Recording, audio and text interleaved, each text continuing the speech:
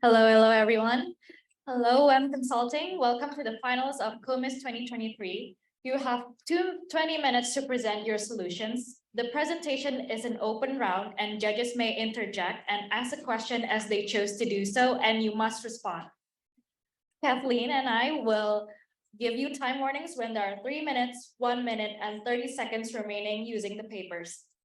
Can you confirm that you are able to read them? Do you have any questions?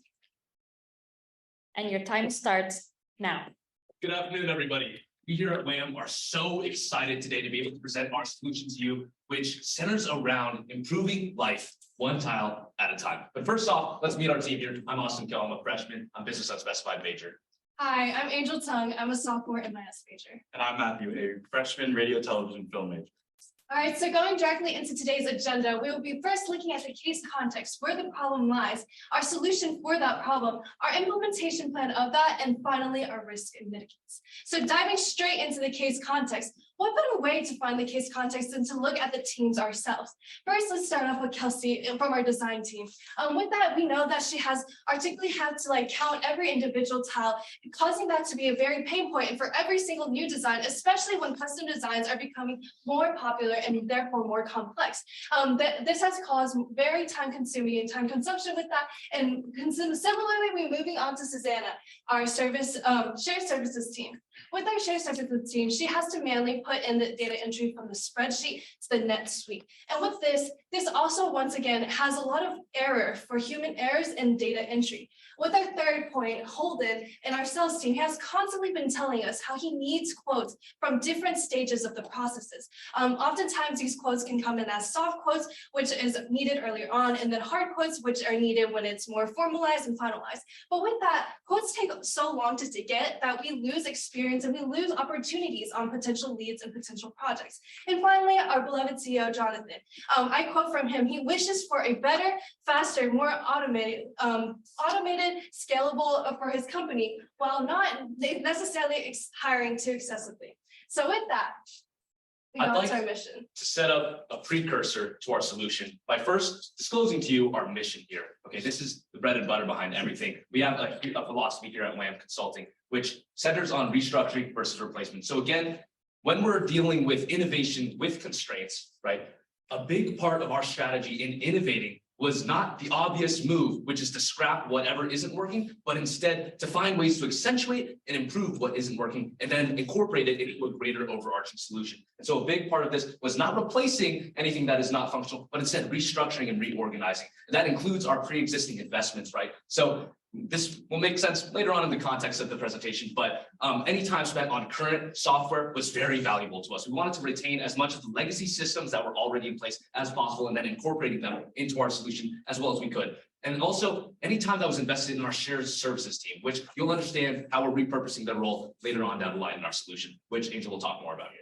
Yes, and what better way for a live solution than a live framework? First, we have learning as our L, integration, finances, and then finally expansion with that. But we'll hand it off to Matthew for the first pillar. So now for the first pillar of our solution, which is learning. Now you might be wondering to yourself, what does learning mean? What does learning have anything to do with this? When we say learning, we are talking about machine learning, teaching models to be able to count automatically the tiles that in a given design that is implemented into our software. And the software that we are using to do this is called Clarify. Now, Clarify is better than any other software that Live4 has used before, and that it adapts its model depending on the current installer that is trying to address. So as you can see, moving on to a workflow that was provided to us, you can see that it's very complicated here, especially in the bottom right corner. There's a lot of unnecessary steps. Shared services having to manually input information from the spreadsheet into NetSuite.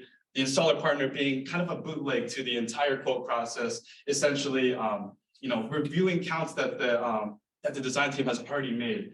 So what we did is we implemented Clarify to turn this into this. Into this. So essentially, we're simplifying the entire internal operations of Life Force. Yeah. So I'm going to speak a little bit more and clarify. I know it's a little bit vague right now. And so to do so, I'm going to touch on an example. I'm going to give you an example of how first we would train the model, and then we can expect the model to perform entirely on its own autonomously later on in the future. So we're going to look at this Mass Burlington artifact that was provided to us with this case. As you can see, it's a particularly complicated model with a lot of different things that would be a little bit tedious to count manually. And so I'm going to break down how exactly we would train the model to do this. Let's start off with phase one. So a big part of our strategy is that we want to be able to utilize our shared services team and their expertise in this process, right? So we'd be eventually training them to be the ones to train the model. So when you're training the model, it starts off with image classification, right? So we're going to break down the image and see what groups, what categories can we find within the model. So we have 10 different groups, right? There's 5 different colors, and for each color, you have essentially either complete tiles or tiles that will have to be cut to fit a certain shape. We can move on to phase 2, which is, I'm going to zoom in here just to make things a little bit more digestible. Phase 2 is image localization, which is essentially where we're drawing the different bounds for each different tile. So this is all about training the model to be able to eventually identify where certain tiles are located and how they're shaped. So that's image localization, which is a huge part of phase 3, which is image detection. So now that we have those bounds drawn, now that it knows where the tiles are, it's all about categorizing what's within those bounds. So here I have just examples for the full squares and then being identified. And then on our next slide over here, we have, whoops, all good. We have some examples for some of the partial tiles that it can then learn to identify, oh, this isn't filling up the entire space like the other ones. And so let's move on to phase 4, which is image segmentation. This is where the bulk of the work is happening. So it's fairly simple to train the model to be able to then count, okay, now that we have all these piles, these different buckets of what we've identified, how are we going to count and categorize them? And so within the full categories, those are fairly simple to count. It's just if it met the requirements, it counts as one. But then the real work is happening within the partial ones. Now, I know the design team had a huge role in kind of estimating how many tiles that would take to cut, but with our new system, can you please come on? Thank you. With the next phase, which is calculation, essentially, this is where the machine learning really comes into play. We'll be teaching and training the machine across multiple instances, multiple projects across the past. You can teach it across dozens of different projects to be able to learn the patterns behind, okay, we're able to nest these smaller pieces with these larger pieces, right? Typically, depending on the installer, maybe the installer might have a tendency to be able to maybe extract 3 of these kind of pieces from one tile, so on and so forth. It's all very much variable, and that's its greatest strength, that you can adapt it to whichever installer, whichever situation, whichever design. And that's how we'd be training this model to eventually be able to do this all on its own in a matter of seconds. I don't think anyone on our team has machine learning experience necessarily. Absolutely. Let's clarify, make this something accessible. Absolutely. We will get into that a Yes. little We bit. can go over that right Actually, now, do you actually. want us to- Yeah, if you'd like, could you fast forward to the financial slide real quick? Sorry, thank you. So actually, what we've done, and we can reference the appendix as well if you need more information, but our current financial plan is to first get the software and then also hire an expert to come in here and then for 6 months, and this is a part of our implementation timeline as well, but for at least 6 months, we'll have an actual expert here for recognition softwares, image recognition, virtual machine learning, all of that to be on-site training, first setting up the system and then also training your teams to be able to understand. It's a fairly intuitive process, but it's always helpful to have an expert who knows what they're doing to be there to guide you along the way to make sure that in perpetuity, it will operate to its maximum efficiency. That, sorry, let me go back a second. The cost of investment, does that include the labor of that expert for 6 months? Yes, Yes. yes. So that's where the expert cost comes in there. So it's essentially the Yes. software cost and the cost that it would take to hire the expert to train the team and also implement the system. Yes. Are they then full-time or how much help do we actually get? over? So actually, could you go, we can go to appendixes. Yeah, can you scroll on into appendixes? So first off, scroll to, not this one, next one. This, so this is a comparable specialist. You can see his rate is around $195 per hour, right? We use that to estimate. Can you scroll next, please? This, yeah, this is good. So essentially I use a sensitivity analysis to analyze and then kind of guesstimate how many hours we'd have them working per month, right? So if say there's 21 work days in a month and then the max he could do is maybe 9 hours each day, then we kind of just guesstimate the median amount that we'd expect him of work that he'd be putting in contracting for you guys, right?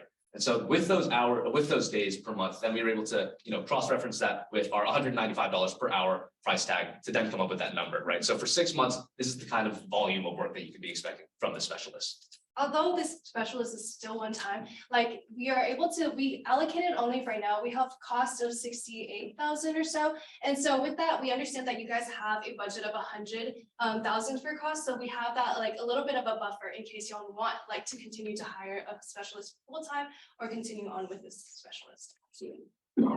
So if we go back to Yeah, we can talk about it. integration. So let's talk about the integration pillar of our framework, which is I, obviously. So the data from Clarify will be automatically sent to Google Sheets using a JavaScript code that the specialist will code, essentially utilizing Nest API, which is a fairly simple API to utilize. But if you go to the next slide, you can see that there's a discrepancy because right now, the spreadsheet information getting sent into NetSuite is manual, all done by the shared services team. And we wish to automate this process using an integration platform called Workato. Now, Workato essentially allows information that is put into a spreadsheet to get directly integrated into NetSuite without, or spreadsheet into NetSuite essentially, without any manual entry whatsoever. So if you go on to the next slide, I can kind of explain more so on how Workato works. So essentially, when data is passed into, you start at the top here, data is passed into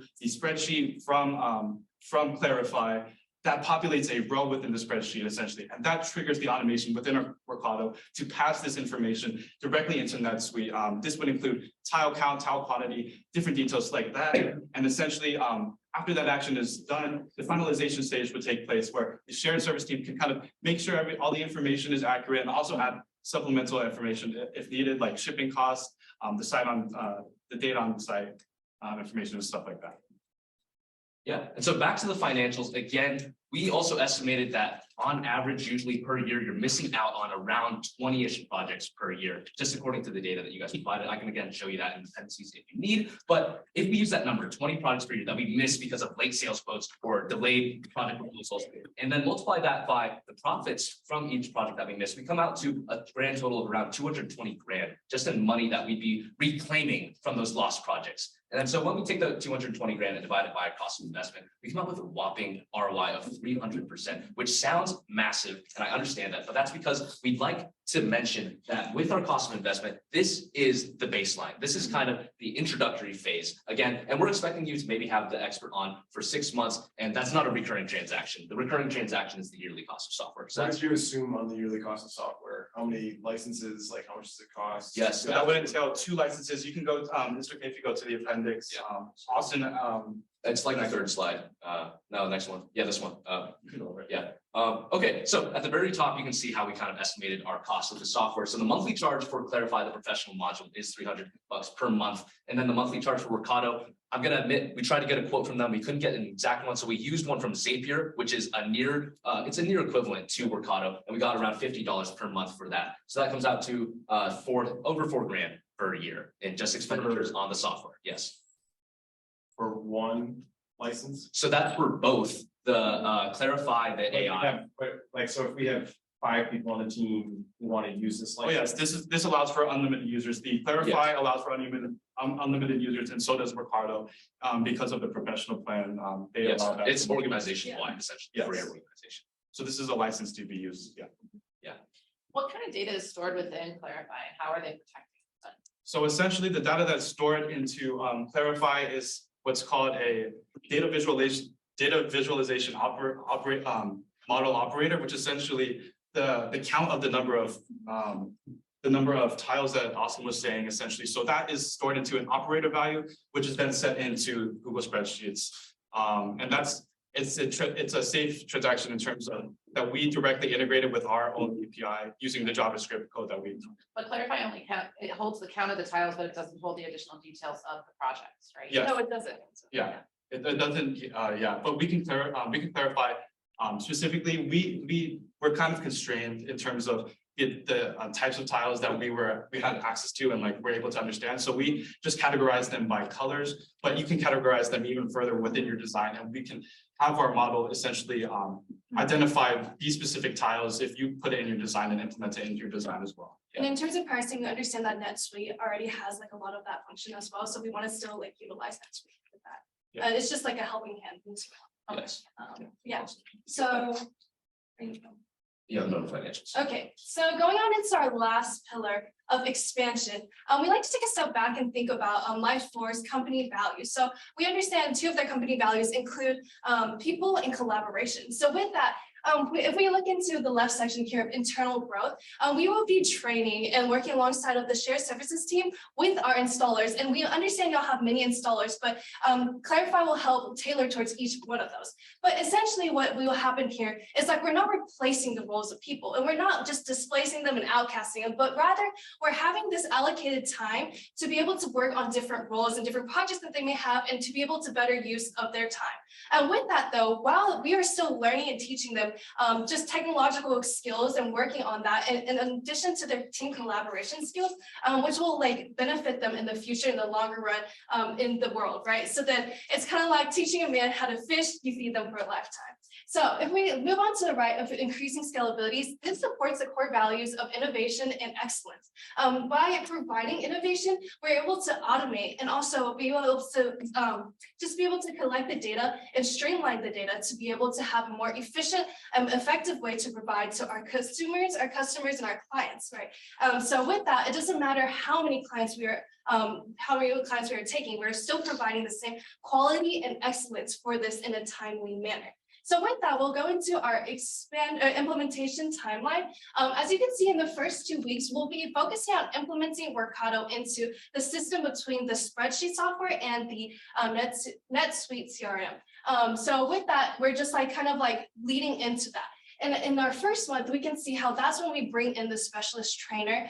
So then they'll kind of work alongside of the shared services team and the installer plan to be able to educate them to use the data from our past designs and our present designs to be able to train the model to better fit for continuously what the future may hold, right? So then in month 6, that's whenever we're continuously updating. So we understand that machine learning is constantly, you always need to update it and you always have new designs and new customs, right? So we will, in every the shared services team at this point will be able to kind of fully understand how to update this and how to continue to implement this. So by year 1, we'll hopefully find a full operation of this cycle of just training, clarify, and also eliminating the need for that installer to come in and double check in the tiles, just reducing that 1 to 2 week period of finding your simple quotes, right? Is it possible to shorten the time frame between month 1 and month 6 by using prior projects and training them on previous projects that have already? Yes, definitely. So the reason why we gave 1 to 6 is because even though, so during this training process, the person still has to design and first teach, clarify, like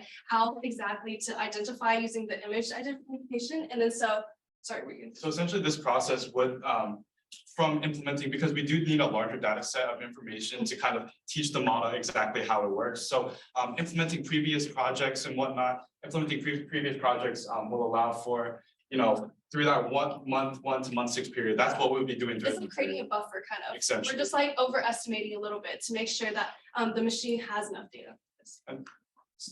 Okay. What kind of ongoing support after that 6 months or maintenance cost do you guys? Yes, so Yeah, so actually, we were a little bit more optimistic, I'll admit, with our costs, because we wanted to stay under that 100 grand cap. But again, we still have a little bit of buffer zone if you would like to continue either hiring on a specialist to train alongside the expert to learn alongside your shared services team how to properly maintain it and all that, or you can continue to hire on the expert, and it would definitely be, I think, feasible within that measure as well. But yes, we don't have an exact number. So this is a really unique solution.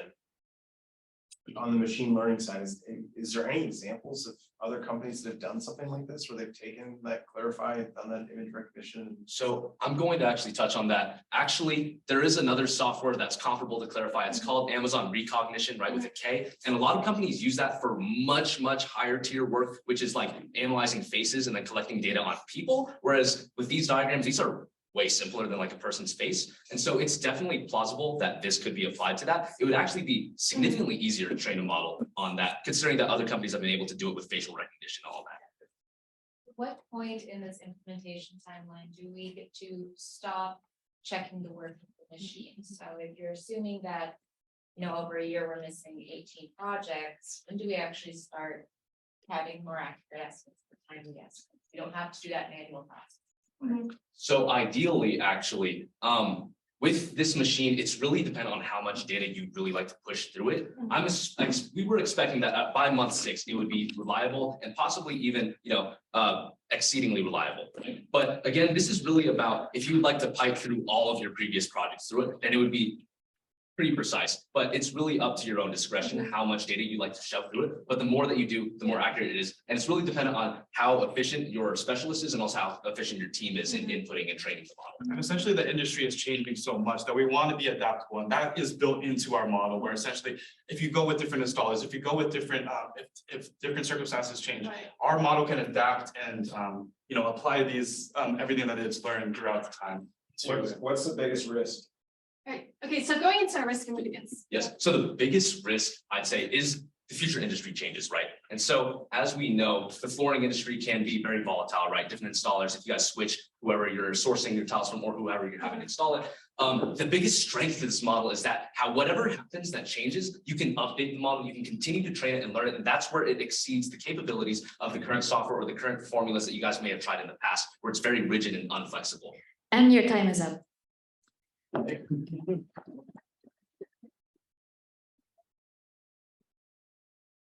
Thank you for your presentation. Hello, SGS Consulting. Welcome to the finals of CoMIS 2023.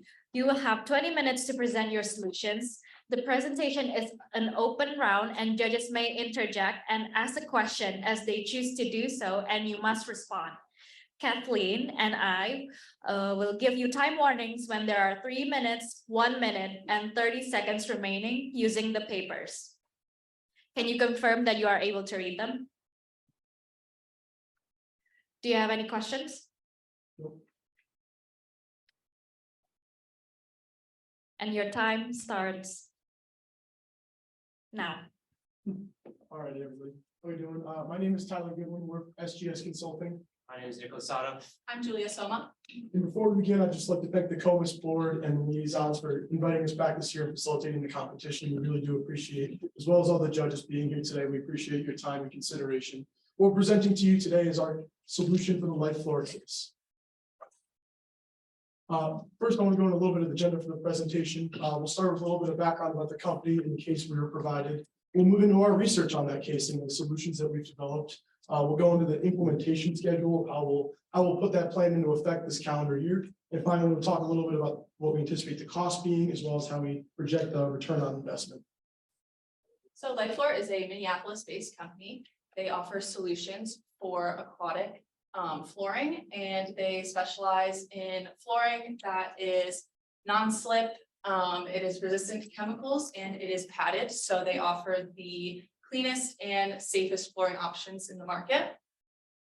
And this professional is quoted as saying that they wish they could have a tool that offers quotes alongside the design in real time, which is what our solution does.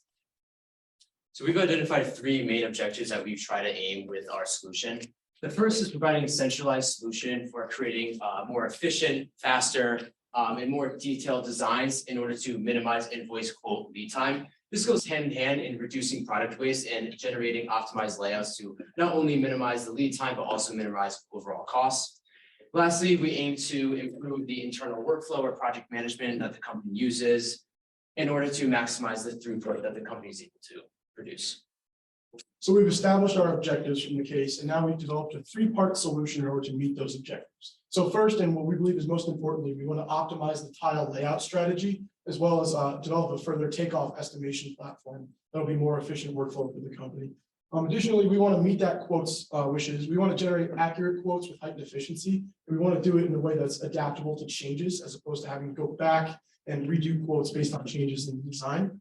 Finally, we want to improve that internal workflow with an integrated CRM service and kind of avoid redundancy in communications and information. So we want to first talk about that centralized software plan that we're proposing. So this is the current workflow that's provided in the case. So upon receiving a floor plan from a customer, LifeFloor design team takes that plan into AutoCAD to outline the life floor and apply that hatch over top of that layout. From there, it gets exported as a PDF into Adobe Illustrator for all the color and line work you see here in the Burlington, North Carolina project. From there, they're tasked with manually counting each tile indicating its skew or color, and determining where the custom cuts have to take place and making that cut sheet for manufacturing. From there, that gets manually put into Excel for review and account from the installation partners. There's a lot of redundancy here and a lot of downtime that we're looking to optimize. And you can see that there's 3 different platforms getting used here for this one workflow that we're looking to change.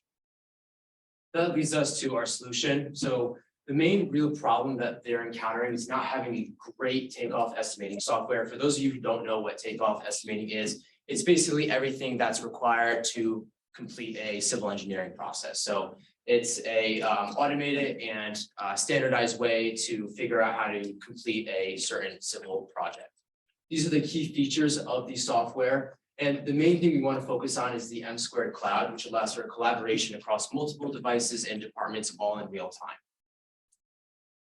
So here we kind of dive into the product database side of things. So here on the left, it depicts the tile patterns that are in MeasureSquare by default that we can use in our testing.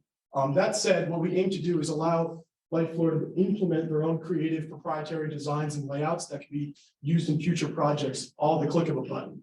Those will be implemented and saved in that cloud software.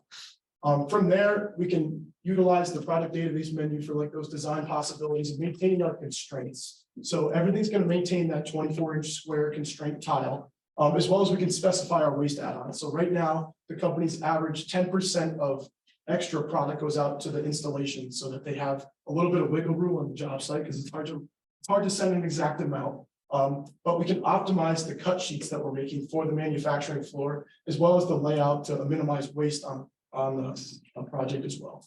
Does MeasureSquare replace all 3 of the existing softwares used in the process today? Yes, it's an all one-stop shop for everything you need. We'll kind of get into how it generates those reports you need as well through the cloud software.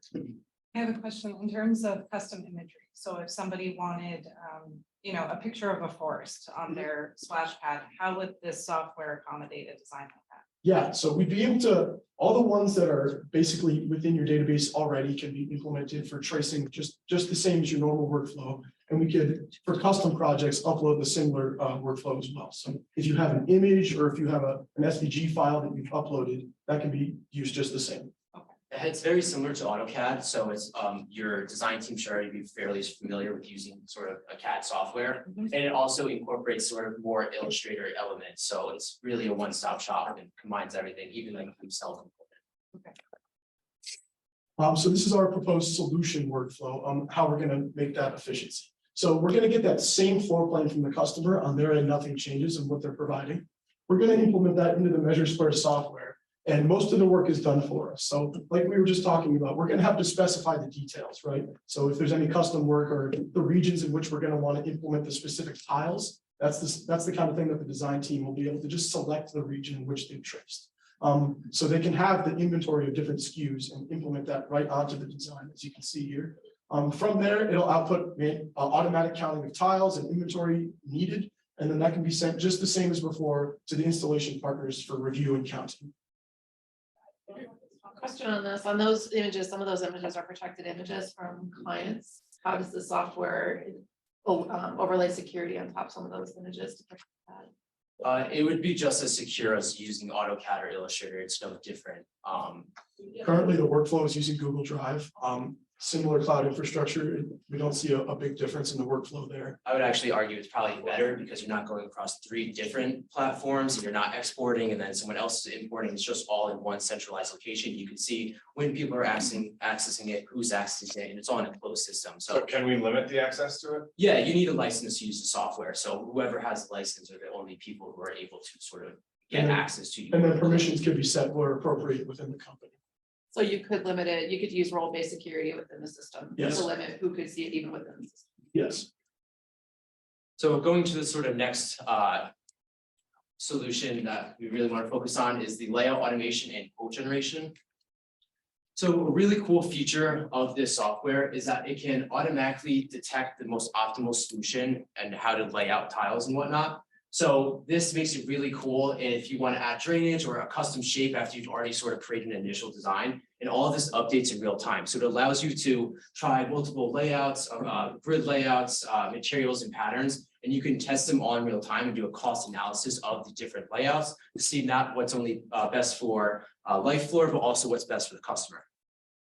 Sort of going to the, sort of adding on to that, as we can edit things in real time, we can also edit the invoice and quote generation. So as we edit the design, the invoice and quote will automatically be updated with any other sort of design elements that are added or removed.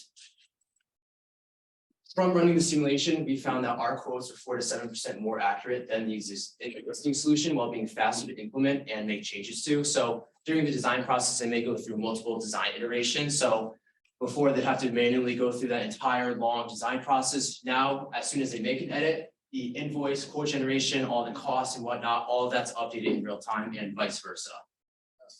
So we're using Burlington, North Carolina as a sort of example for our simulation software. This is something that would take around 2 weeks at least to complete. And this is something we were able to simulate in Measure Square in only around 2 hours. As you can see, it's almost identical to the previous slide. Here's the output that we get from running the simulation. So as you can see, we define each of the tiles that was used on the splash pad, and therefore from the output from the simulation, we get the actual square foot usage of each section and each color. We can then find the exact number of pieces that went into each section, the net area, the amount of waste that we were able to utilize back into the design, as well as the cost, sales, and overall profit. You can see in the bottom left, from running the entire simulation, we received an estimate of around $84,000 for this project. And you can see that actually LifeFloor charged $88,000 for this exact project. So that's only a 5% error, and our estimation is only around $4,100 off. Yes. So question I have is, on a project like this, we would often factory cut select pieces of it. So we Yeah. would have to, as part of our process, identify which bands of color would be cut in those ways, and then add an additional charge on top of that. Is there a way for this software to identify those areas? Yeah, we weren't able to just because of time constraints of the competition, really sort of narrow all this down. But basically it breaks every tile into some fraction out of 1. So if if a tile is a full tile, it would be 1, other tiles would be less than that. So there's a way to actually sort all the different tiles and arrange them and whatnot, in order to see like what tiles are not a full 1 or what other ones are less than that. And that all goes into the waste optimization that we mentioned earlier. Here's our tile counting. So you can see our simulated area and our simulated parameters, almost exactly what the what LifeFloor has come up with. And what was really cool about this is that we saw the current method for the total count, and then we were able to see what our simulation was able to count for each of the different sections. And we actually got a 4 to 7% improvement in their overall tile count. So obviously it's not going to be perfect, because when you're installing it in the field, you're always going to have some difficulties. So, but it is an overall improvement to the existing procedure. The innovative solution we really wanted to work into this is using augmented reality to improve the customer experience. So AR is really cool because it allows you to view designs, layouts, and patterns in real time. So what this software enables you to do is basically export a 3D model of your design. You can then import this 3D model into Google Scene Viewer. This enables you to preview, place, and view and interact with 3D models on a website or an app. So what this would really allow a customer to do is get a really good idea of what their construction site is going to look like, or what their design is going to look like. And it allows for real-time updates. So if they see a design in AR and they're like, I don't really like that, we can go back, edit it in real time, and very quickly see, project it back in AR, and they can see, what sort of process they like better. So the final part of our solution is updating the customer relationship management. So we have decided to use Job Runner. It is an all-encompassing project management tool. It is easy. It provides an ease of use because you can easily input an opportunity with a company. It organizes it by company, and then you can have things like contact info, sales history, and job description for each individual job. And then you can also, and then the scheduling portion of it as well. You can create individualized value lists for the different sales stages that you are in within a certain company. And then you can also schedule for recalls and follow-ups to make sure you're communicating in a timely manner and really following on those opportunities. And then you can also see deadlines as completion percentages within the software to make sure you're on schedule. Question, is that job runner a cloud-based solution or is that? Yes. And is it a mobile-based solution or is it desktop? It is mobile. That's like the final Okay. part. I'll kind of get into that in a minute. And then for communication, obviously, it is cloud-based, as you just said. So all the necessary data is stored in a centralized location, so you no longer have to work with that, like communicating all this back and forth. Everything is accessible, and you can also change accessibility depending on job type. And then also inventory and job status are visible to everyone. And again, this just minimizes the need for supplemental communication with stuff like Slack. And then this job runner is also completely compatible with our M2, and it's a cloud-based system, so it is accessible to everyone, and it just integrates very easily. Everything that's exported from the M2, all the data can be automatically uploaded into job runner, so there's no need for kind of like that in between adding all of the cost and everything. It just automatically uploads.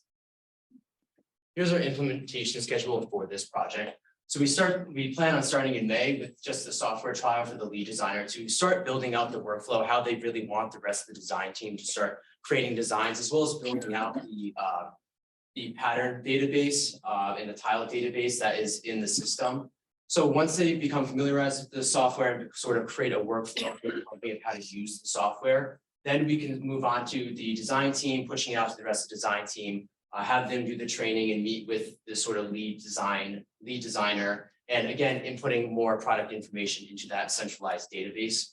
Once we're able to actually start getting designs built in the software, we could then push it out to the sales team and as well as introducing them to the CRM. So this is where we sort of plan on joining everything together with just the sales and the design team. And then once everyone's situated with that, we plan on doing a full push out to the platform to the entire team. So we kind of focused really on a staggered approach so that it wasn't all of a sudden moving to a software and not being able to sort of deal with any consequences of that. So it's just a gradual approach starting at the design level and working away from sales to the entire rest of the team. Yeah.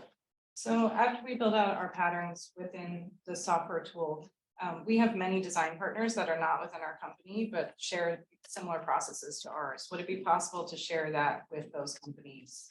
Whatever we build out within ours. So like the different patterns in the tile for the tiles. I'm not too sure. We didn't really explore that too much. I'm sure you could export it to some extent, or at least like something that they could trace and import into whatever software they use. So something like in the Illustrator process that you were using before. Or the reverse, if they give us an image of their design, they've got a federal process, we can import that in, and then that would automatically do the count. That's essentially what I did for when I was simulating the North Carolina one, is I just traced the. So then if we want to go into, so say I don't want to switch to Job Runner and I want to stay in NetSuite. How have there been any companies who've integrated the Measure Square with NetSuite in terms of feeding the information from Measure Square into NetSuite? Yeah, they do integrate. We chose to go with our solution just because it directly integrates. There's some like extra steps you have to take with making the data transfer if you're using NetSuite, but if you did want to stick with that, it is a possibility. I do think it definitely streamlines things using our solution. Yeah, the biggest challenge we have though is that we have our quotes feed directly into our orders to our factory, which then feed directly into our invoices. That's all in NetSuite. So that's all streamlined. It's all in the CRM. Right, but we still have to, all of our financials and operational stuff is in NetSuite. So one way or another, you're still gonna have to feed into NetSuite, whether you're starting a Job Runner or starting a Measure Square. And since we already have our CRM in NetSuite, I prefer to keep that, but I think the Measure Square thing makes sense. Yeah. Pushing that towards, if we can have a way that, if we have to pay more to have those two talk to each other, so that the exact part numbers and everything goes from Measure Square into NetSuite, so that it generates a quote. Like, that's probably something I do. So we chose to go this route just to minimize cost and for an efficiency standpoint. That said, Measure Square offers API access that you'd be able to create a custom solution to integrate into your current CRM. So I think that's something that could be done. Can we skip to the financial stuff? Yeah, absolutely. This was just a risk assessment, as Nick was saying, so we want to make sure that we're doing the proper training and make sure that our sales staff is on board with what we're doing, and we're not creating any data integrity issues, right? So during that transition, we want to make sure we're on the right platform. So we'll move on to the financials and the return on investment that we foresee. So these are the costs. First, you'll see the annual subscriptions for the Measure Square for the entire team equates to about $40,000. Additionally, with that CRM change, you're looking at a $25,000 investment. However, that might change if you choose to stick with your current provider. And finally, we did elect for the Maker Square training services, which is a webinar-based service for your sales team. So no matter where they are, they can become familiar with that software and access their library of tools. Were there other options besides that? in terms of They training? did have in-person training. We didn't know how feasible that would be with the size of your team. How expensive is that? It would have equated to about double. Okay, so. Is that price for 20 annual users? Is Correct. that Like a package deal? Can you do it per user if we just needed 3 people to have Correct, access? yes. Yeah. Or if we wanted to give partners access to it, like, do we get volume? Is this the type of software that increases with volume or decreases with volume? From what we understand, it decreases with volume, but as students, we weren't able to contact their support in a given time. So that's unfortunately not something we can answer to. We were able to see a 2.5% increase in revenue on a conservative estimate that we would increase our custom design work by 10%. And as a result of this, we see a return on investment of 269%. And we open the floor with any questions. What was the key assumption you made in terms of why would increase? You're doing more, Right. doing So more quotes. we see a And your time is up. Thank you for your presentation. Now that you are done, you may remain in the presentation and watch the others present. Before going, do you have any questions? The finals of CoMIS 2023, you will have 20 minutes to present your solutions. The presentation is an open round and judges may interject and ask a question as they chose to do so, and you must respond. Kathleen and I will give you time warnings when there are 3 minutes, 1 minute, and 30 seconds remaining using the papers. Can you confirm that you are able to read them? Do you have any questions? And your time starts now. Good afternoon, everyone. We are Incognito Business Solutions, and we are so excited to present our streamlined proposal for our client, LifeFloor. My name is Lauren. My name is Jasmine. And my name is Brianna. Now we can get started. While creating this proposal, we made sure to keep LifeFloor's both their vision and their mission in mind, which essentially is to create happy experiences while reducing injuries while their products are installed. This dynamic company has, okay. This dynamic company has created the first safety surface engineered specifically for aquatic facilities. They are very much in demand and well positioned in this industry. Currently, they have 360 open opportunities and an 85% close rate. Within the year 2022, they earned a revenue of $5 million, and they are projected to earn a revenue of $7 million within this year.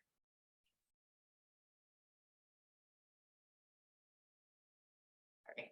So unfortunately, there are a few crucial drawbacks that factor into the inefficiency of their whole quote submission process. First is a lack of integration with software such as Slack and NetSuite. Next is the hindrance of manual data entry and calculations. Next is the lack of process standardization and the delayed communication between teams, which creates an overall inefficient process. So the question posed is, what will we propose to implement to otherwise create an automated process that keeps LifeFlore's goals in mind and creates an overall efficient process.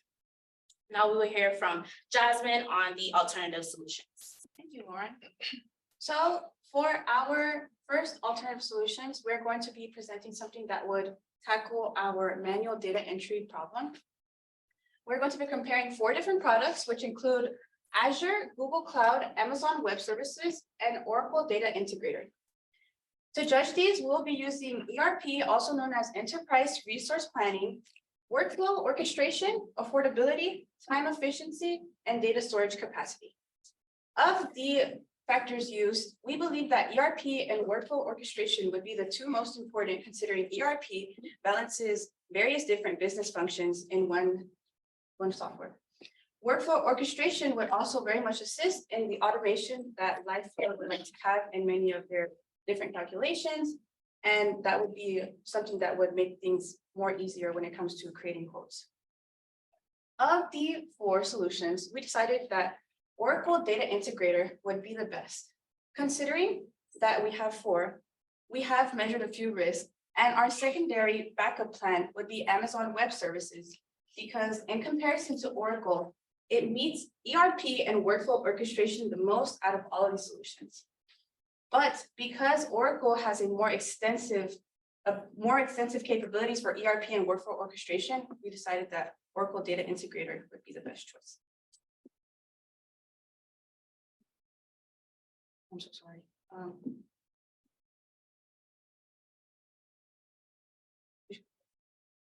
So for our solution, aside from the different database solutions that we have proposed, the reason why we decided a database solution would be best is because currently LifeFlore's has spreadsheets, which aren't the most efficient way to store data. By having a database, we would have all the data in one location, allowing for it to be seamlessly accessed and used in different situations and different quotes. All you would have to do is query and have automated processes through different functions and things saved inside the database. Aside from that, there would be a better flow of software integration due to the fact that currently LifeFlore's works with NetSuite, another Oracle software. NetSuite and Oracle Data Integrator both can work together in allowing one to store the data for the other, and therefore there would be less repetition and more organization for quotes and things of that kind. Aside from that, it would allow us to optimize our utilization of NetSuite and let that be more useful. Next, we would decide to eliminate Adobe Illustrator from LifeFlore's current solution, because most of the features that are done in Adobe Illustrator can also be done within AutoCAD. Because of that, we believe that AutoCAD should be the primary design software to be used. A few of the features listed include tile counting capabilities and compatible manufacturing automation, which are other key important issues for LifeFlore's. And finally, we would also include an implementation of a machine called the CO2 laser cutting machine, which would allow for a more automation of manufacturing because it would decrease the most labor extensive part of manufacturing, which is cutting out certain shapes and stuff in tiles. To implement this into the system at LifeFlore's, we would provide different training solutions. For Oracle, we would make sure that there would be a database SQL training so that workers who are working with this would have a better understanding of how to extract the information and how to properly use it and things of that kind. This training would be done through Oracle University, and costs and things of that such will be discussed later on at the end of the presentation. Next, for AutoCAD, we would have a complete training of AutoCAD so that our workers are well aware of what exactly are the full capabilities of AutoCAD. That way there is no mixed match or mishandling to maybe something can't be done when it can. And then finally, for the machine, there is no extensive installation process. It's just a matter of building the machines and making sure they're usable. And after that, the employees will just have to be trained on how to do that. And that can be done in an online training course. Keeping innovation in mind, we would like to be more socially responsible and establish better relationships with both our customers and partnerships with agencies, for example, like the Minnesota Pollution Control Agency. Certain agencies such as this offer incentives to businesses who go green. So as a result, this is another factor that we can implement into our solution to create a more innovative plan.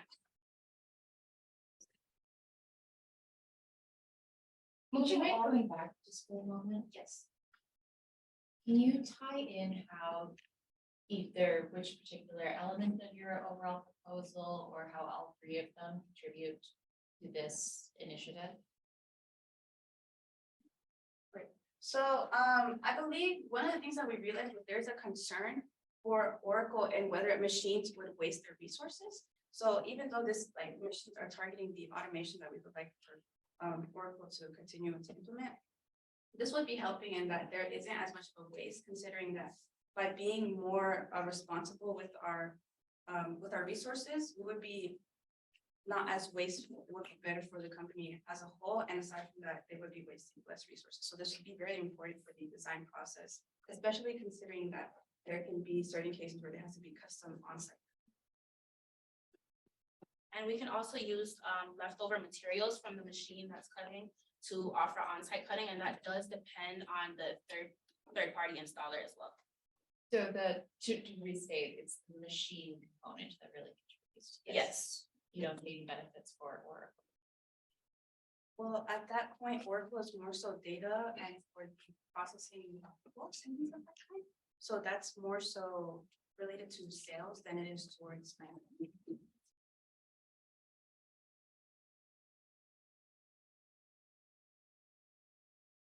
We recognize that Life4 currently does not have a quick and easy solution to provide hard quotes.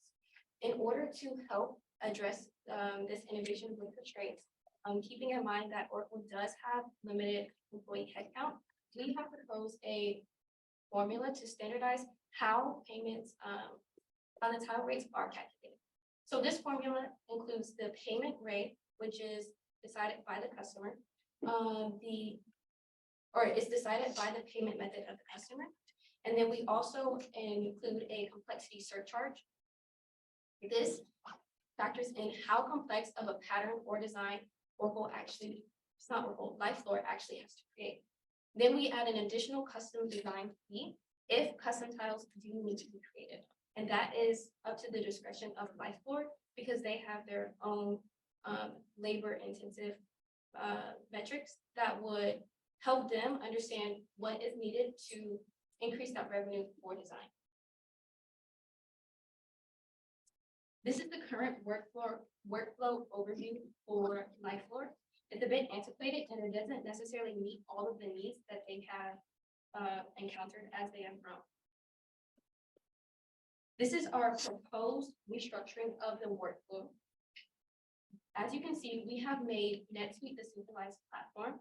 This allows the sales manager, the design team, and the shared services team to all communicate and weigh in on the project development process as necessary, and it removes unnecessary software transitions from Slack to Adobe Illustrator to AutoCAD, and then back to Slack, and then Google spreadsheets, and then eventually to NetSuite.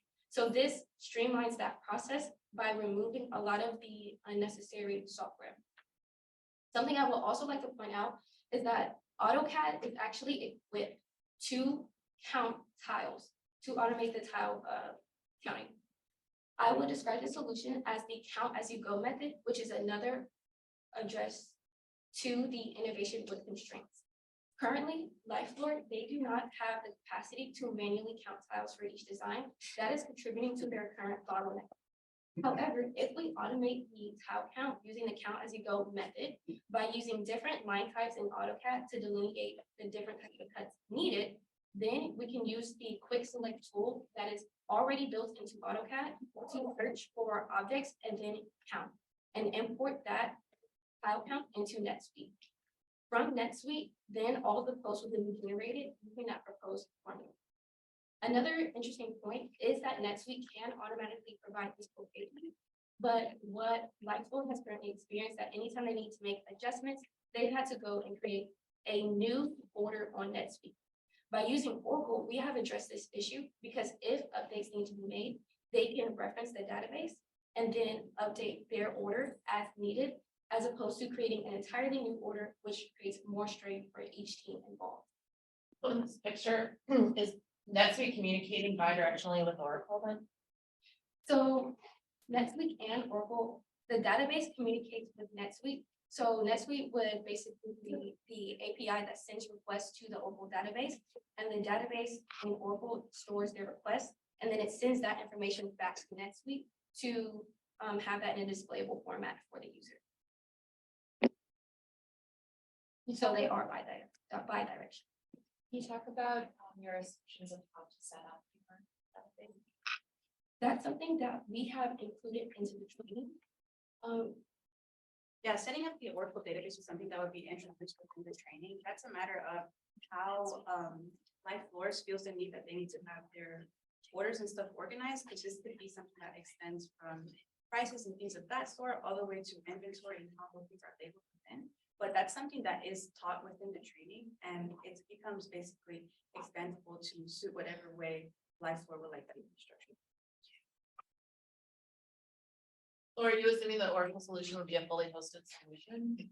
Or would there be an implementation timeframe that would need to be required? We do discuss that further on. This is the timeline that you are referencing. So we're estimating a 1 to 3 month software transition and implementation period.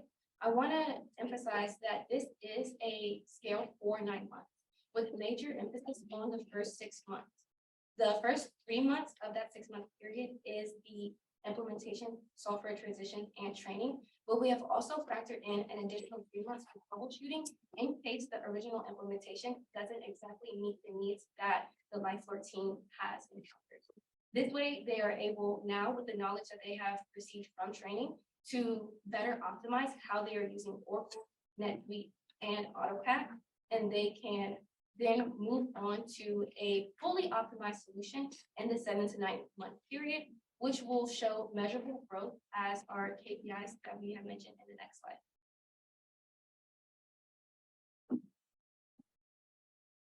So this is our anticipated project completion process with our solutions implemented. Currently, the consultation and design process for LifeFloor takes 1 to 2 weeks. This is because there's a lot of back and forth and disconnected communication between different softwares that the team is using. However, because we introduced the integration with the sales manager, the design team, and the shared services team within NetSuite, all of that can be done and communications can be streamlined to avoid potential drop calls. We anticipate that this will be reduced to 5 to 7 business days, which actually references that 28 to 50% decreased design turnaround. From then, the material and labor quote can be generated using NetSuite and the available data that is already inputted based on that order. We estimate that this will only take 2 to 3 business days because this quote only requires the finalization of the installer partner's approval, and that is just to cover overages and tile outs. Once that quote is generated, then manufacturing production is also sped up from the current 6 to 8 weeks to our projected 2 to 3 weeks with the introduction of the CO2 laser cutting machine. These laser cutting machines release a lot of the labor-intensive load of manually cutting each tile needed for order, and this allows them to better streamline how they are manufacturing. As a result, the only questionable or variable factors would be the shipping and installation, because those are done through third parties. So the shipping would be whatever shipping service is needed for the customer, and installation is either up to the installer partner's discretion or the customer's discretion. And those are the only things that are variable in this timeline.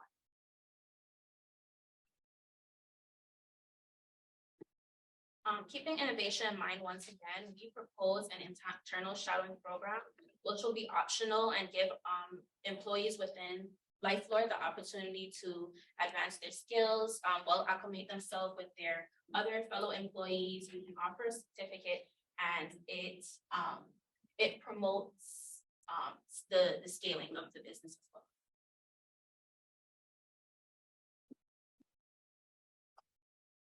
That here we start our financial analysis. According to what was already told previously, this year, 2023, Life Floors is expected to have a $7 million revenue, which would be a 40% growth in revenue compared to the previous 5 million. With that also being considered, currently Life Floors has a 85% close rate in how they continuously finish and complete their projects. With our proposed solution, we believe that with the increase in efficiency caused by our new process and with the 10% increase in custom designs that is going to be potentially implemented within their sales, we would have a potential 50% growth in revenue, leading to at least a 7.5 million revenue for 2023, or even greater, depending on if that's what we have already predicted could further increase that. And here are expenses for what we will be implementing. Up first is the CO2 laser cutting machine, which each machine costs 6,800. We would be first initializing to see if this is a proper solution, once again, considering the training and everything that previously said in the timeline. So far, to see and test this, we'll be purchasing 5 machines, which leads to a total of 34,000. Then we'll do the Oracle Data Integrator, which is the new database, and that processor will be $30,000. And then we will have the software updates and license, which relates to with the Oracle Data Integrator, which will cost 6,400. And for the training, which we'll be soft launching once again, our total is 5,350, and that rate came out of the numbers at the bottom. Two employees would be trained on Oracle. A total of 3 would be trained for AutoCAD, and I think a total of 3 would be trained for the machine. And overall, we would have a 75,750 total expense, and this is out of a 100K budget. Do any of these assumptions include ongoing maintenance, or do you have a rough estimate? Example for the cutting machines, I assume they can break. What do we do it? We did not include maintenance in this. I know for the database and for the other software, the maintenance isn't the same because that comes down to the company that is implementing software. But for the machine, that would come down to looking at the price that the company offers for the repairs and things of that kind. And we do have in our appendix the links for where we would be getting these different ones from. And I believe it's model and price. Somewhere on here where they do specify the there would be the repairs.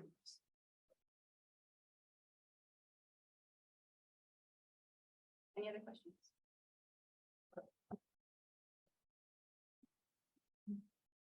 Floor is open to any other questions. I believe in your assumptions, you assumed a big increase in revenue. Can you go back to your timeline, actually point out where you're expecting to start to realize? In this timeline, we assume that we will be able to see that growth in this 7 to 9 month period because. And your time is up.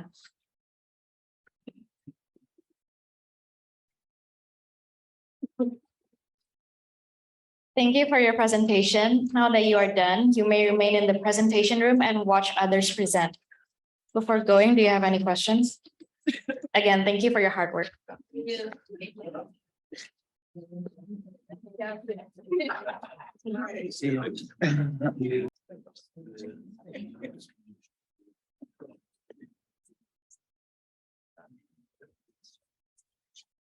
Hello and welcome, Directive Consulting, to the finals of CoMIS 2023.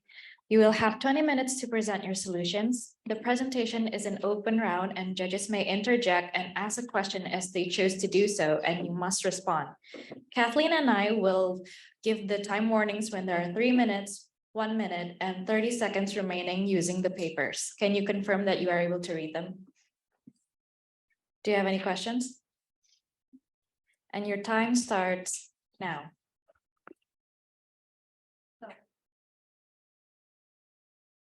Oh, sorry, I don't think it's working.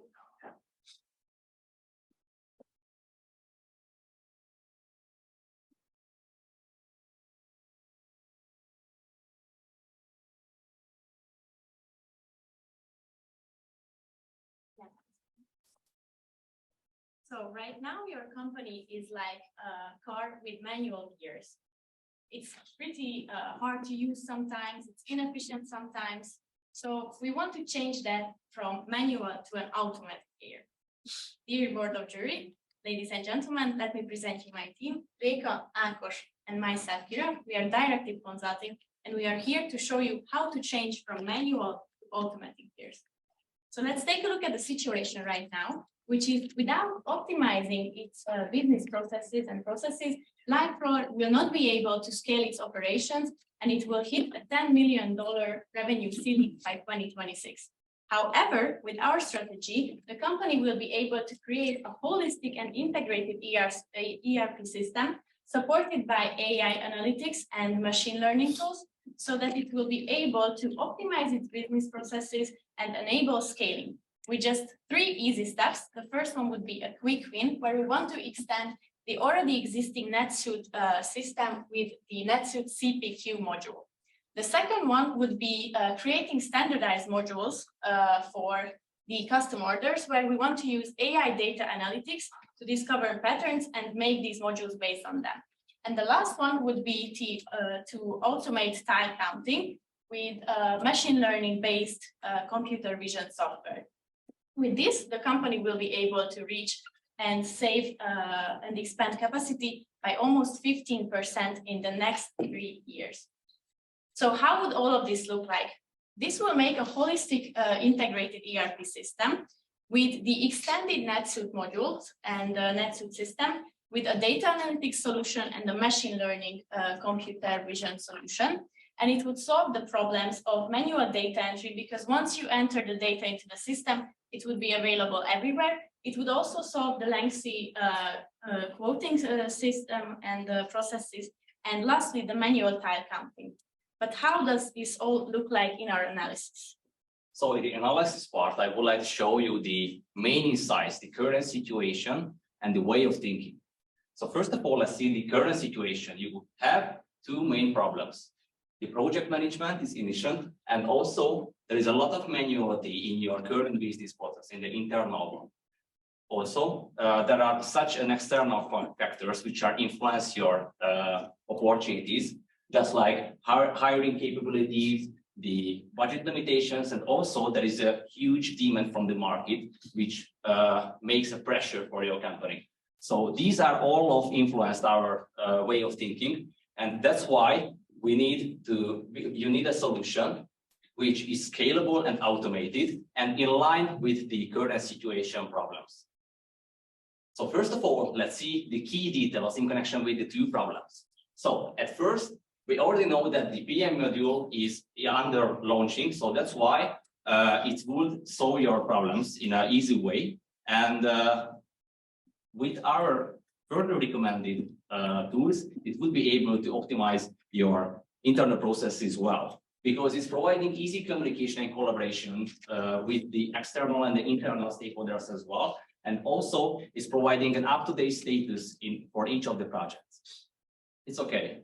Let's see the second part of the problem, the manuality.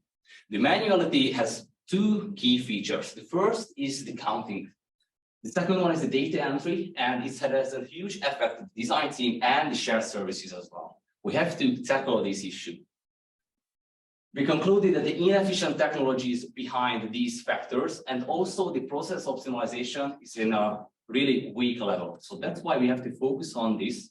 But first of all, make it customizable for your company. And that's why we identified that you have 2 different projects. First, the standard projects, which are the 70% of your current projects, and the custom projects, which are more complex. And I would like to highlight now that these projects will increase the share of that in the future, because it's a global trend in the field of tile market. Also, a manual data entry, no standardized elements, and manual counting are the 3 key issues in connection with the current case study. So let's see what would be the potential solution for that. Thank you, Ákos. So if you look at it once more, this would be a holistic integrated ERP system that covers the whole company. It would have the NetSuite modules already existing and the extended CPQ module, and it would have the data analytics solutions and the machine learning computer vision solution. So once you put the data into the system, it would be available at all times. So this would solve the manual data entry, the lengthy quoting processes, and the manual counting problem. Let's start with the standardized projects, which make up 70% of your operations right now. Based on the information that you have provided us, these are quite efficient right now. However, we could have a quick win by extending the NetSuite with the configure price and quote, or the CPQ module, which would decrease time and increase efficiencies and accuracies. The second part of our solution focuses on the more difficult question, the customized projects, which are 30% of your operations right now, but they are growing in number. We have concluded and identified two main ways which you can use to solve this problem. The first one would be to standardize what you can. And the second one would be to automate the tile counting. How would the standardization look like? You could enter previous projects data into this AI-based data analytics solution, and it would analyze it and discover patterns in it based on which you could create modules and a standardized pricing guide for this. And the second one would be automating the tile counting, for which we would use machine learning based computer vision. And now Rika will tell you about the first part. Thank you, Kira. When it comes to the standardization, the most important factor is the technology. So let's take a step back and understand how it does really work. The first and most important part is the data that comes from the company, which means that we are building on previous projects. And this is where the discovery pattern AI can come in. It can discover the patterns in the already existing data and generate insights out of it, which can later be transmitted into action. What does this look like in reality? First, the data can come in from previous projects. This could mean what the customers ordered most in the last 2 years, or any other data that comes even previously before that. Based off of this, the system can realize common patterns connected to the edges or to the pattern mostly requested by the consumers. Also, maybe sizes and angles, anything that can come to our mind. And based off of this, it can create modules. These modules can be the basis of the pricing in the next upcoming years. And based off of this, we can create the pricing guide. The pricing guide could be the Bible of the sales team. With this Bible, they can create quoting much faster and with a lower price for the consumers as well. This is also not a new idea. We are not the ones who thought about this the first time. Graham Corporation has already using this technology to increase their sales efficiency, with the benefits uncovering patterns that they didn't think they had, and also being easier at quoting, not to mention 5 times faster. They are using Oracle's Fusion Analytics, which is actually perfect because LifeLore is already using Oracle. But what about the automating? Ira, can you tell us about that? Yes. So this technology is based on computer vision and image processing with the help of machine learning. You could be able to upload information and labeled images to the system, and it would be able to analyze it. And after this, you would be able to train the machine learning system and solution to analyze these patterns and count the tiles for you instead of counting them manually. And then you could evaluate them, and it would give you the exact number of tiles from each type and all the data that you are counting manually right now. Is there something unique about Fusion Analytics that would give us a benefit versus a different machine learning provider? We think that this is the best option because it's an Oracle system and it could be easily implemented into the already existing CRM and ERP system of the company. And for this solution, we also have a use case. They are using this in the logging industry, for example, or manufacturing to count pipes, also fishing industry. And for this, we have 3 suggestions: Microsoft Azure or IBM, and also Google Vision Services. But the most preferred one would be Azure's and Microsoft's cognitive services because it's easily integrated into the already existing systems. Can we go back to the slide before? Yes. You were uploading images to do the label count. Some of those images are protected images. right? If they belong to prior clients, they may not be able to be shared. How are you protecting that data as you're uploading it into that system and putting security around that? Actually, Azure can be implemented into the Oracle system, which means that it is a closed interface, and this is not available for anyone else. So if the clients decide to give the images or the permission of the usage of images to LifeLore, it can be easily implemented and the safety will be provided because of the closed system. But this is not an obligatory thing, and any information or any image that you already maybe have can be working as well as any other. So to look at it once more concluded, we would want to suggest first extending the NetSuite with the CPQ system, and then using the data analytics solution to create these standardized modules and the standardized pricing guide. And then lastly, to use the computer vision solution to help your employees and the freedom of time that is spent with counting these tiles. And now Reka will tell you about how this exactly looks like and how the system communicates. Yes, we have talked about a lot of different kinds of technology, so I know this can be a little confusing. So let's take a look at how it will look like in an IT infrastructure. When it comes to the clients, they are communicating with us through the NetSuite system. This is the system that the company currently uses as a CRM, but connecting to the project portfolio management system that they are doing right now, this will become an ERP system. And this is where the NetSuite CPQ and the analytics could be connected to. This is, to put it in perspective, will work like any other infrastructure. The employees will use the NetSuite and they will not have to click out of it, or they will not have to use any other platform. For them, the only thing that is going to change is that they will have more functionalities. This is the same with the Azure. So look at their perspective. This is what they maybe will see after the implementation. They can see Azure as well as any other platform that is connected to the NetSuite system, and they can use it the way they already used it before. So training will be needed, but not much. I think let's take a step back and see how the implementation timeline will look like, because I already mentioned training, right? The first and most important thing to do is the Monday morning task, which is to get the code from the service providers. This means that we have to get in contact with them so we can get the code that we can present to the board meeting in June that the company is going to do. We also recommend you to finish with the PM module implementation by the end of the year. Currently, the slide you can see here is the pessimist worst case scenario implementation timeline, which means that everything is the worst case that can happen, but we can show you a more optimistic timeline that will have results by the first part of 2024. With this timeline, you can see that the extraction of the data and the license and the potential buy of the systems will be the first thing to do, followed by the installations that will be done by the partners, not by LifeLore, because this is not their expertise.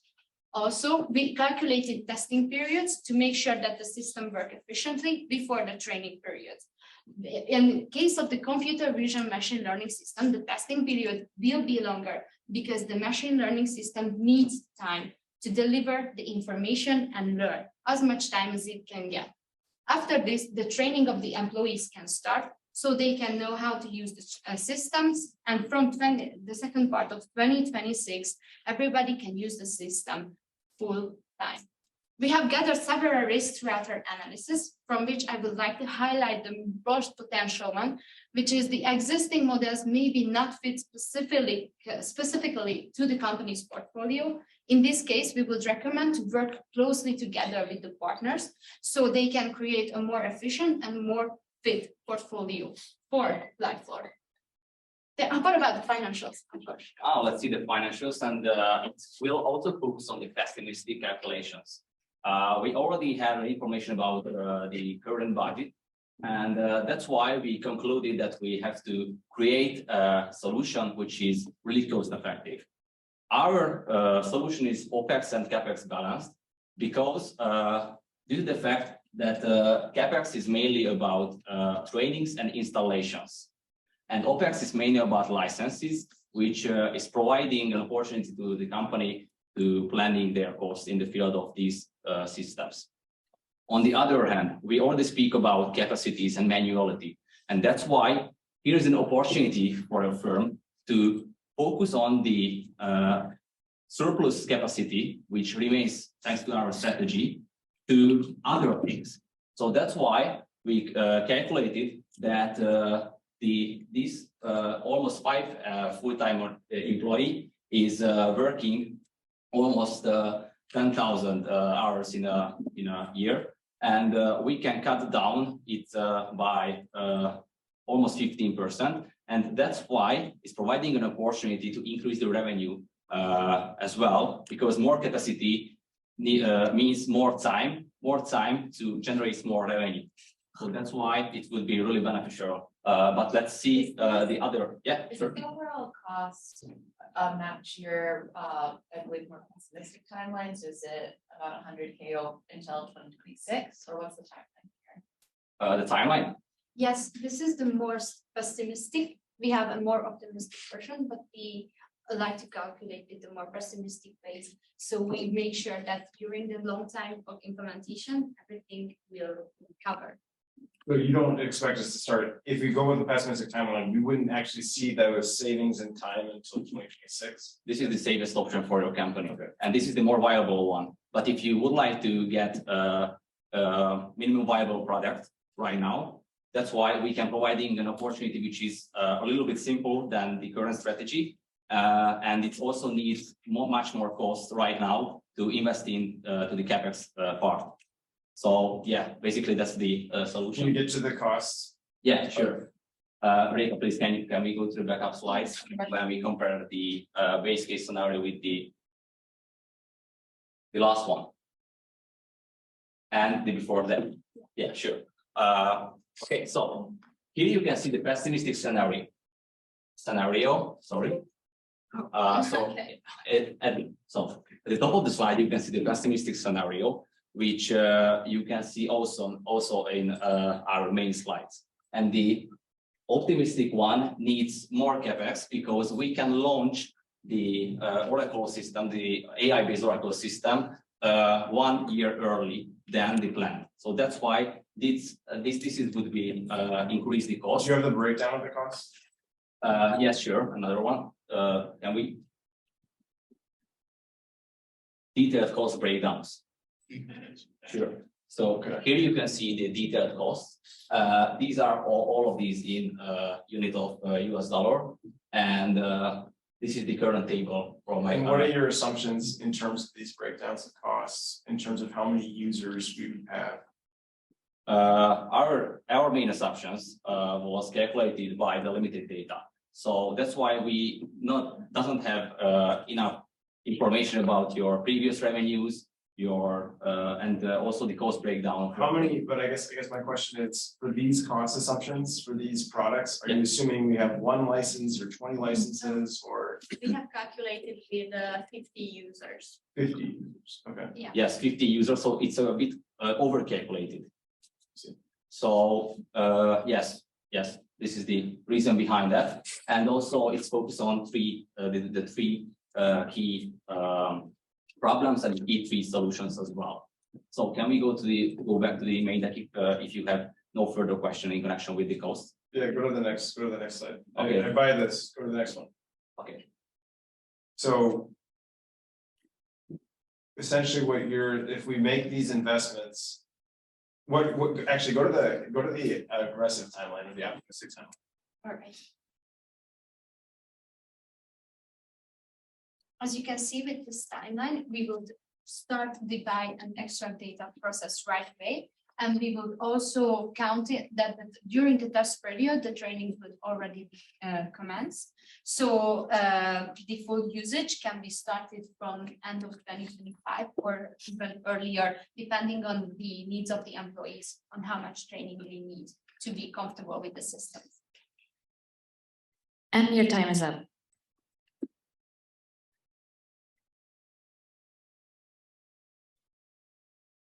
Thank you for your presentation. Now that you are done, you may read 23. You will have 20 minutes to present your solutions. The presentation is an open round and judges may interject and ask a question as they chose to do so, and you must respond. Kathleen and I will give you time warnings when there are 3 minutes, 1 minute, and 30 seconds remaining using the papers. Can you confirm that you are able to read them? Do you have any questions? And your time starts now. Hello, everybody. We're very excited to welcome you to our solution for Life Floor. I'm Sam. I'm Arnav. I'm John.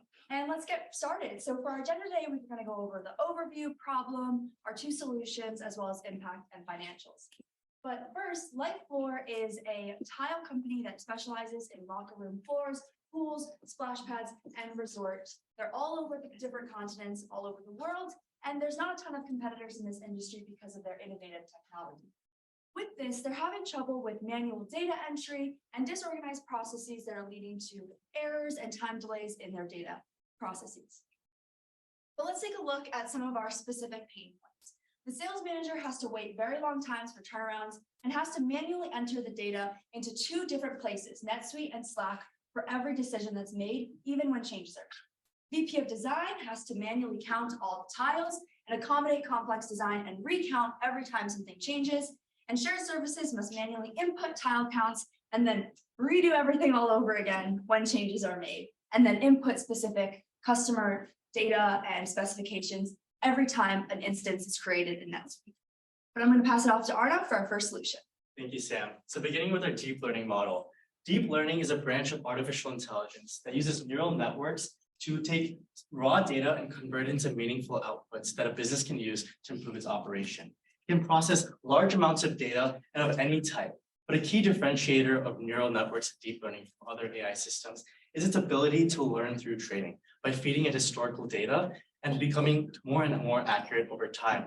And a fully trained model can essentially mimic the human brain. It can perform some of the same functions and basic tasks that a human can to a greater degree or with greater accuracy.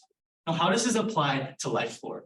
We're proposing an AI model that will have 2 main functions. The first being tile mapping, where it can take any floor design and immediately quantify it into meaningful data. And then cost predictions. It can take these fixed costs and have an algorithm that can predict an immediate soft quota that can be handed off to clients.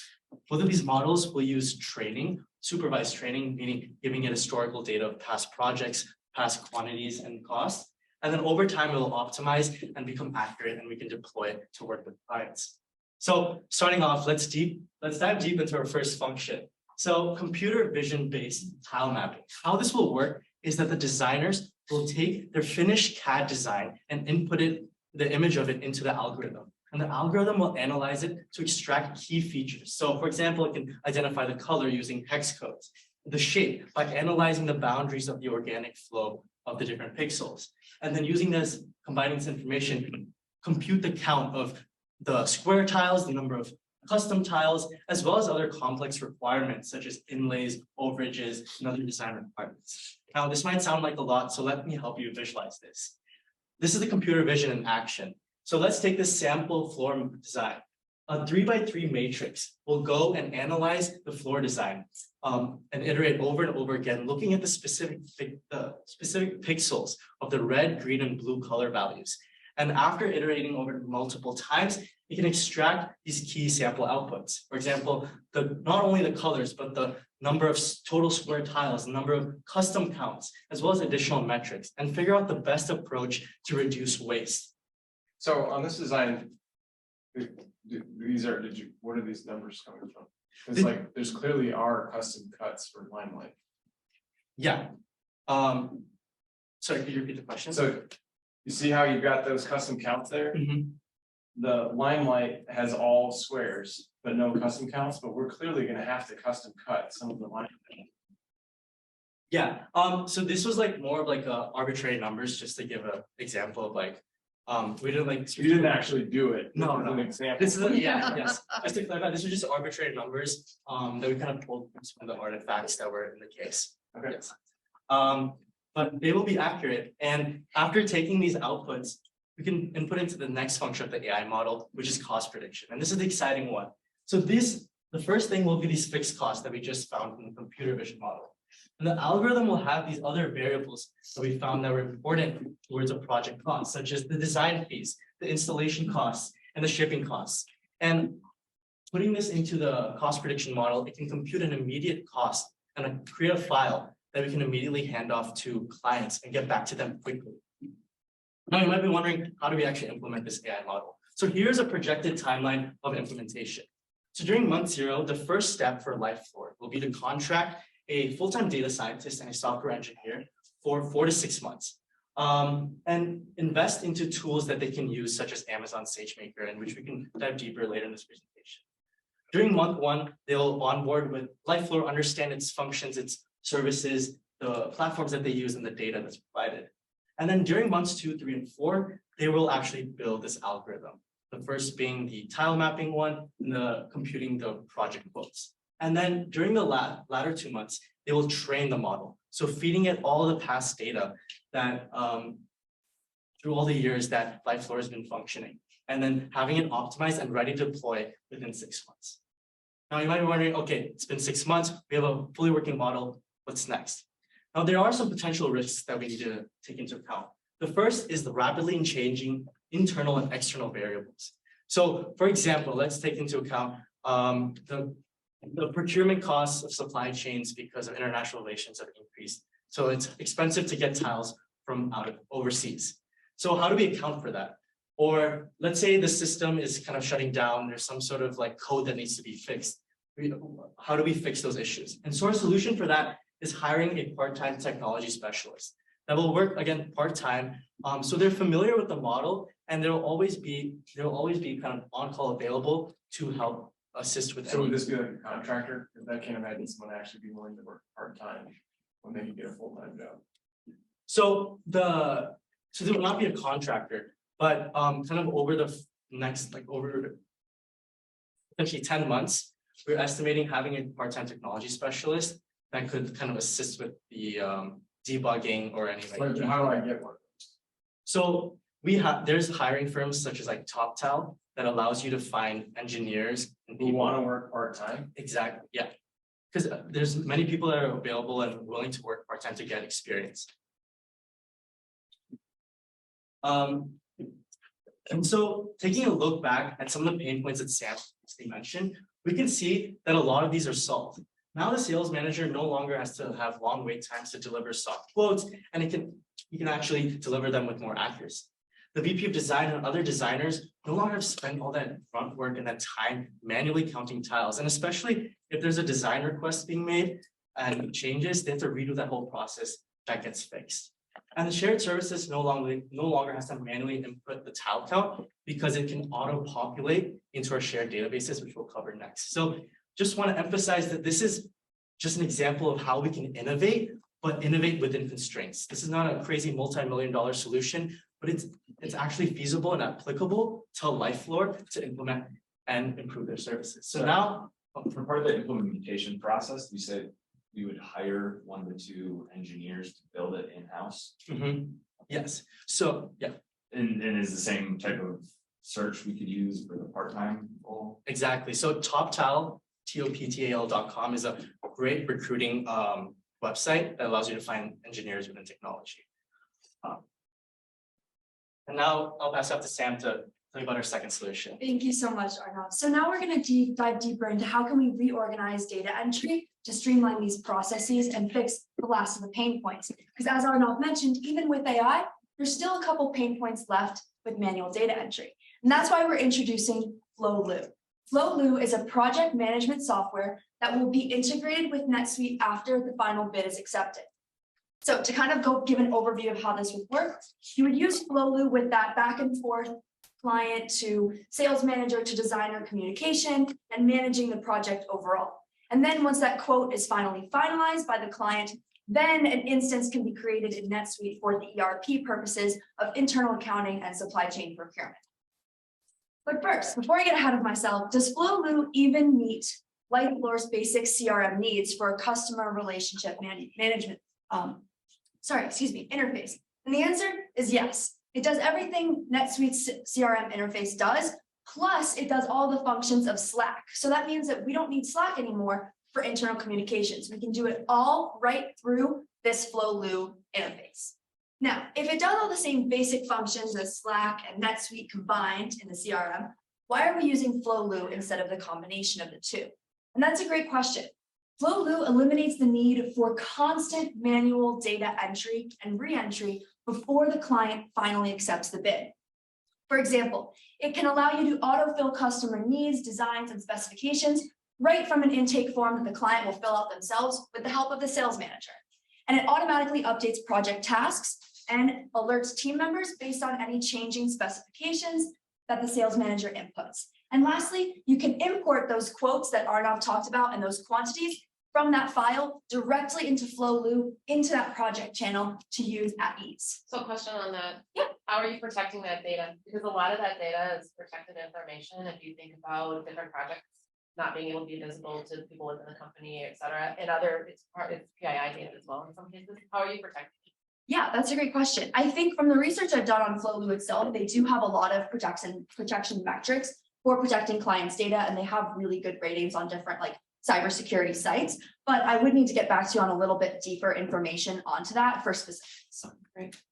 Yeah, so let's dive into this implementation. You know, Disney, they love LifeFlora, and they're coming back for resort splash pads for their new resort. And the sales manager will create a project in Flowloo, and that assists the client with filling out that intake form. Then the specifications and design and all the customer info auto-populates into the project channel for the designer to see. And then the designer runs that design through AI, like Arnav talked about, and it spits out a file with all the different colors and quantities and prices. This file can then be imported directly back into the project channel by Suzanne. Now, of course, clients are picky, so they're going to want to make some changes. And before, our sales manager had to create a new instance in NetSuite every time he made a change and had to resend everything in Slack. But now he can update tasks easily, and they will alert their team members who can then rerun the previous steps based on the new specifications. And then once that quote and design is finalized, the salesperson can track that project progress and send all of the relevant information back to the client through Flowloo has some client portal options if you would like to invest in that as well. Or not invest, it doesn't cost more money, but you know what I mean. And then lastly, when Disney finally accepts the bid, then that instance will be entered into NetSuite only once for the internal accounting purposes and supplier procurement. So that would still be manual. Yes, but the idea is that instead of going back and forth every single time a customer changes their mind, you only have to manually enter that data into NetSuite once, and you have the file already downloaded to do a cross check real quick.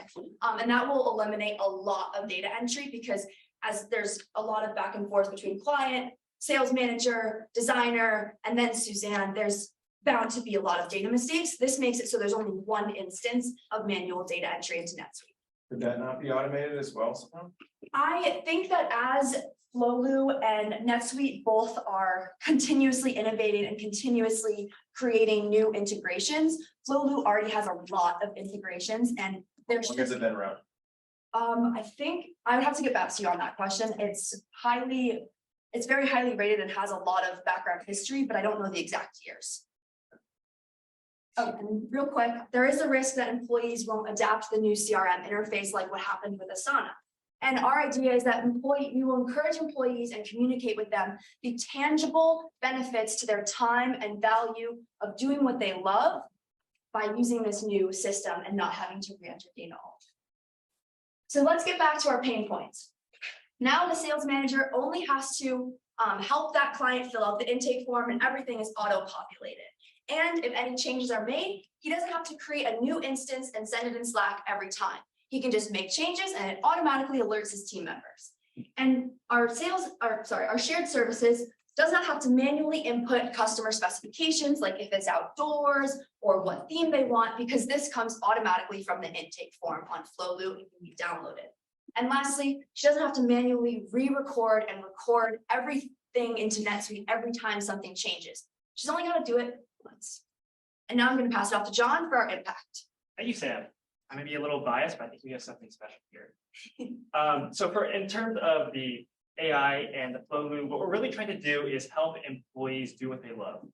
You don't want to spend your days punching in numbers. You don't want to spend your days glued to a monitor. We want to let you do the work that's really important to you.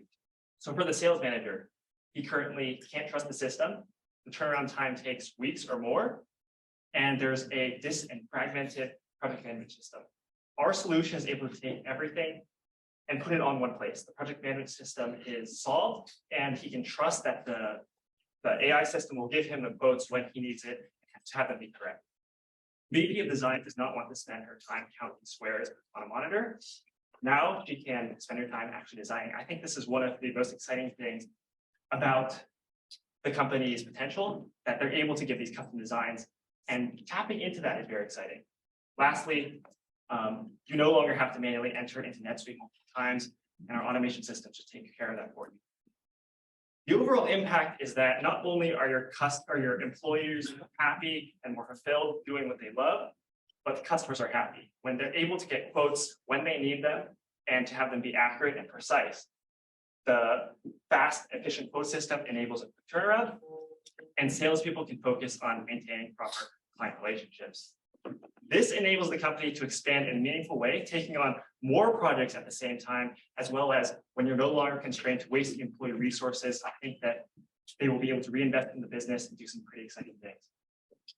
Lastly, there is the precision. With the AI, you no longer see as many human-made mistakes, and you can trust that you're getting the right quotes.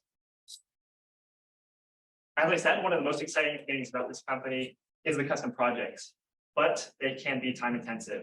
Before, it could be 2 hours for tile counts and 2 hours for quotes. This is frankly a waste of employee time and a waste of company resources. We have extremely talented people, and to have them waste their time on things like this is a little bit insane. We propose an artificial intelligence solution that brings it down to 5 minutes for tile counts and 5 minutes for quotes, with a 98% efficiency gain. We're moving on to financials. You're still with me. In the cost breakdown, we anticipate you will have to invest a little bit into this business. You will need to pay for a software engineer and a data scientist. We are creating state-of-the-line, cutting-edge tools, and we need to allocate the appropriate resources. Furthermore, in order to maintain the system, you will need to pay for a software engineer, as well as invest in industry-standard AWS servers. This is compiled with Sam's solution of $129 per month. And is that $129 per user? No, that is per business. So we looked at the Flowloop business pricing model, and for a company of your size, it would be only $129 per month. And that gives you unlimited access to everything Flowloop has to offer, as well as any new innovations they make. So then we don't need any other softwares? Like, because you mentioned something like Amazon SageMaker earlier. yeah, so there are two parts to this. There's first solution, and you also need the machine learning part. Yep. In order to get the machine learning off the ground, you need the data scientist and you need the AWS solutions. They have the cutting edge tools to work on. Can you go back to the cost breakdown? Sure. Where is the software that is supporting the data analyst in this?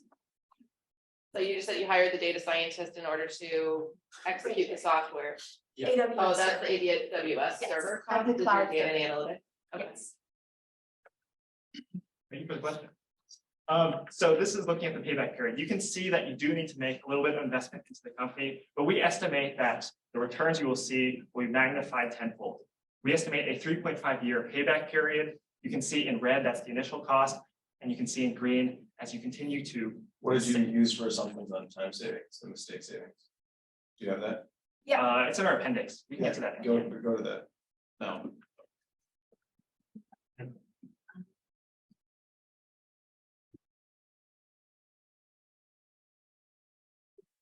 Time save assumptions. Oh, there we go. So these are our assumptions. What we're trying to do here is translate the time saved that we guess at into a monetary count, just to make it a little bit more tangible.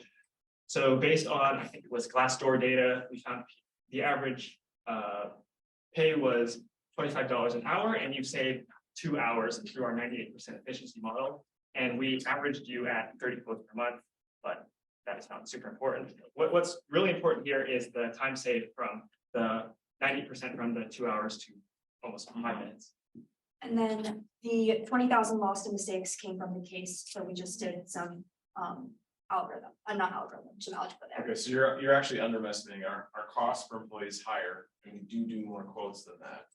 So this is underestimating. So because like your ROI is a long time, you typically only do a 2-year or maximum ROI.